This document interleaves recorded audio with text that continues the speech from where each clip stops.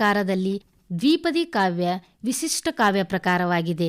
ಈ ಪ್ರಕಾರದಲ್ಲಿ 500ಕ್ಕೂ ಹೆಚ್ಚು ದ್ವಿಪದಿಗಳನ್ನು ರಚಿಸಿ ಹುಸೇನಿ ದ್ವಿಪದಿಗಳು ಎಂಬ ಕೃತಿಯನ್ನು ಹೊರತಂದಿರುವ ವಿ. ಹುಸೇನಿ ನಮ್ಮ ನಡುವಿನ ಭರವಸೆಯ ಕವಿಯಾಗಿದ್ದಾರೆ.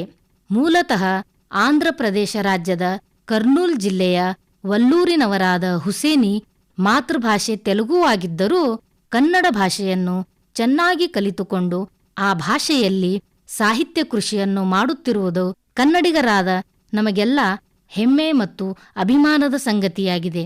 ಪ್ರಸ್ತುತ ಹುಸೇನಿ ದ್ವಿಪದಿಗಳು ಎಂಬ ದ್ವಿಪದಿಗಳ ಸಂಕಲನವು ಆಂಧ್ರಪ್ರದೇಶ ರಾಜ್ಯದ ಕರ್ನೂಲ್ ಜಿಲ್ಲೆಯ ಝಾನ್ಸಿ ರಾಣಿ ಪ್ರಕಾಶನ ವಲ್ಲೂರು ಅವರಿಂದ ಪ್ರಕಾಶನಗೊಂಡಿದೆ. 2023ರಲ್ಲಿ ಮುದ್ರಣ ಕಂಡಿರುವ ಈ ಕೃತಿಯಲ್ಲಿ ಒಟ್ಟು 110 ಪುಟಗಳಿದ್ದು ₹100 ಮುಖಬೆಲೆ ಹೊಂದಿದೆ.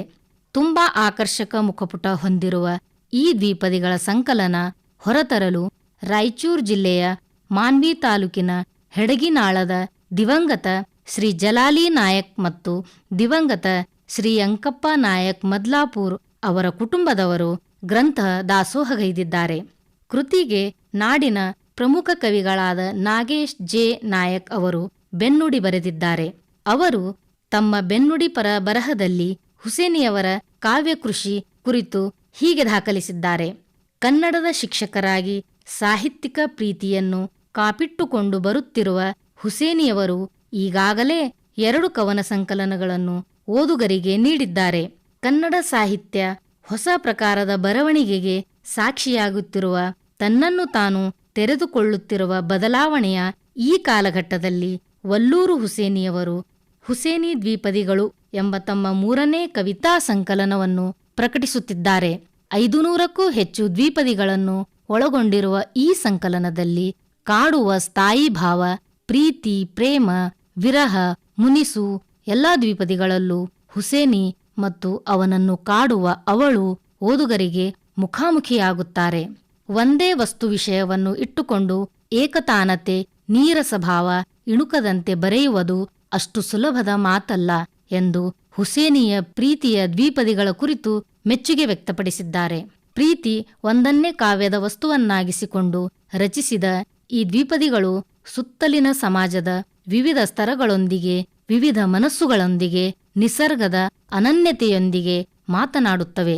ಜಾಗತೀಕರಣದ ಗದ್ದಲದಲ್ಲಿ ನಮ್ಮ ನೆಲಮೂಲ ಸಂಸ್ಕೃತಿಯನ್ನು, ಜೀವನ ಪ್ರೀತಿಯ ಮೂಲಕ ಬದುಕಿನ ನಿಗೂಢತೆಯನ್ನು ಅರಿಯುವ ದಿಸೆಯಲ್ಲಿ ದೇಸಿ ಸತ್ವದ ಸಾಧ್ಯತೆಗಳನ್ನು, ಪರಂಪರೆಯನ್ನು, ಜನಪದ ನುಡಿಗಟ್ಟುಗಳನ್ನು ಬಳಸಿಕೊಂಡು ಇಲ್ಲಿಯ ದ್ವಿಪದಿಗಳು ರಚನೆಯಾಗಿವೆ. ಈ ಕವನ ಸಂಕಲನದಲ್ಲಿ ಒಬ್ಬ ಪ್ರೇಮಿಯ ಪ್ರೀತಿಯ ಇತಿಹಾಸವೇ ತುಂಬಿಕೊಂಡಿದೆ. ಈ ದ್ವಿಪದಿಗಳನ್ನು ಓದುತ್ತಾ ಹೋದಾಗ ಇದು ಎಲ್ಲರ ಪ್ರೇಮದ ಪ್ರೀತಿಯ ಇತಿಹಾಸವೂ ಹೌದು ಎನ್ನುವ ಭಾವನೆ ಮೂಡುತ್ತದೆ. ಸಂಕಲನದ ಮೊದಲ ದ್ವಿಪದಿ ಹೀಗಿದೆ: ಎದೆಗೆ ಅಪ್ಪಿಕೊಳ್ಳದಿದ್ದರೂ ಪರವಾಗಿಲ್ಲ, ಎದೆಗೆ ಅಪ್ಪಿಕೊಳ್ಳದಿದ್ದರೂ ಪರವಾಗಿಲ್ಲ, ಗೋರಿಗಾದರೂ ಬಂದು ಅತ್ತು ಬಿಡು ಸಖಿ. ನನ್ನ ಎದೆಗಾನಿಸಿಕೊಂಡರೆ ಸಾಕು ನೀನು, ನನ್ನ ಎದೆಗಾನಿಸಿಕೊಂಡರೆ ಸಾಕು ನೀನು, ಎದೆ ನೋವು ಎಷ್ಟೋ ಕಡಿಮೆಯಾದಿತು. ನನ್ನೆದೆಯ ಒಳಗೆ ಸಾಮ್ರಾಜ್ಯ ಕಟ್ಟಿದವಳು, ನನ್ನೆದೆಯ ಒಳಗೆ ಸಾಮ್ರಾಜ್ಯ ಕಟ್ಟಿದವಳು ಇನ್ನಾರದೋ ಅರಮನೆಯಲ್ಲಿ ರಾಣಿಯಾಗಿದ್ದಾಳೆ. ಇತ್ತೀಚೆಗೆ ಅವಳು ದೇವತೆಯಾಗಿ ಬಿಟ್ಟಿದ್ದಾಳೆ, ಇತ್ತೀಚೆಗೆ ಅವಳು ದೇವತೆಯಾಗಿ ಬಿಟ್ಟಿದ್ದಾಳೆ, ಅಪರೂಪಕ್ಕೊಮ್ಮೆ ದರ್ಶನ ನೀಡಿ ಹೊರಡುತ್ತಿದ್ದಾಳೆ. ಒಂದು ಬಿಕ್ಕಿನಿಂದಲೂ ತೊಂದರೆಯಾಗುವುದಾದರೆ, ಒಂದು ಬಿಕ್ಕಿನಿಂದಲೂ ತೊಂದರೆಯಾಗುವುದಾದರೆ ನಿನ್ನ ನೆನಪಿಸಿಕೊಳ್ಳುವುದನ್ನೇ ನಿಲ್ಲಿಸಿಬಿಡುತ್ತೇನೆ ಸಖಿ. ಹೀಗೆ ಇಲ್ಲಿ ಬರುವ ದ್ವಿಪದಿಗಳು ಮತ್ತೆ ಮತ್ತೆ ಪ್ರೀತಿಯ ಶ್ರೇಷ್ಠತೆಯನ್ನು ವಿವರಿಸುತ್ತವೆ. ಪ್ರೀತಿಯ ಗ್ರೇಟ್ನೆಸ್ ಇರುವುದೇ ಇನ್ನೊಬ್ಬರು ಚೆನ್ನಾಗಿರಲಿ, ಸುಖವಾಗಿರಲಿ ಎಂದು ಬಯಸುವುದು, ಹಾರೈಸುವುದು ಆಗಿರುತ್ತದೆ. ಮುಂದಿನ ದ್ವಿಪದಿ ಹೀಗಿದೆ: ಹೆತ್ತವರ ಆಸೆ ಆಕಾಂಕ್ಷೆಗಳು ನನ್ನ ಮೇಲಿದೆ ಸಖಿ, ಹೆತ್ತವರ ಆಸೆ ಆಕಾಂಕ್ಷೆಗಳು ನನ್ನ ಮೇಲಿದೆ ಸಖಿ, ನಿನಗಾಗಿ ಸಾಯುವುದಾದರೆ ಅವುಗಳನ್ನು ತೀರಿಸಿ ಸಾಯುವೆ ನಾನು.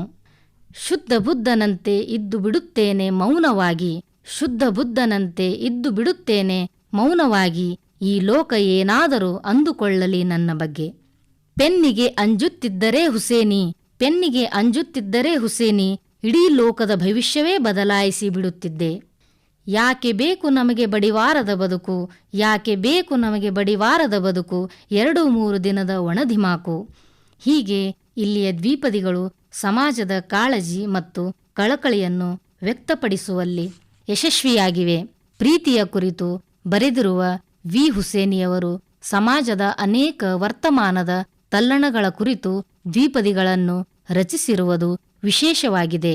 ಕನ್ನಡ ಸಾರಸ್ವತ ಲೋಕಕ್ಕೆ ವಿಶಿಷ್ಟ ಕಾವ್ಯ ಪ್ರಕಾರದ ಕೃತಿಯೊಂದನ್ನು ಅರ್ಪಿಸಿರುವ ವಿ ಹುಸೇನಿಯವರು ಮುಂದಿನ ದಿನಗಳಲ್ಲಿ ಮತ್ತಷ್ಟು ಮಹತ್ವದ ಕಾವ್ಯಕುಸುಮಗಳನ್ನು ಹೊರತರಲೆಂದು ಶುಭ ಹಾರೈಸುತ್ತೇವೆ.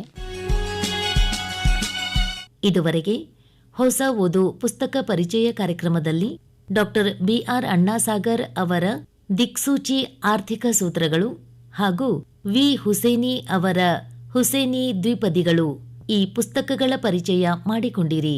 ಪುಸ್ತಕಗಳನ್ನು ಪರಿಚಯಿಸಿದವರು ಸುನಿತಾ ಆನಂದ್.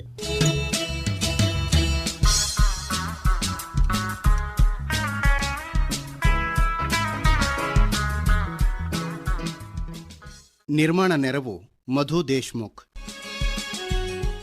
ನಿರ್ಮಾಣ ಸೋಮಶೇಖರ್ ಎಸ್ ರುಳಿ. ಹೊಸ ಓದು ಪುಸ್ತಕ ಪರಿಚಯ ಕಾರ್ಯಕ್ರಮ ಪ್ರಸಾರವಾಯಿತು.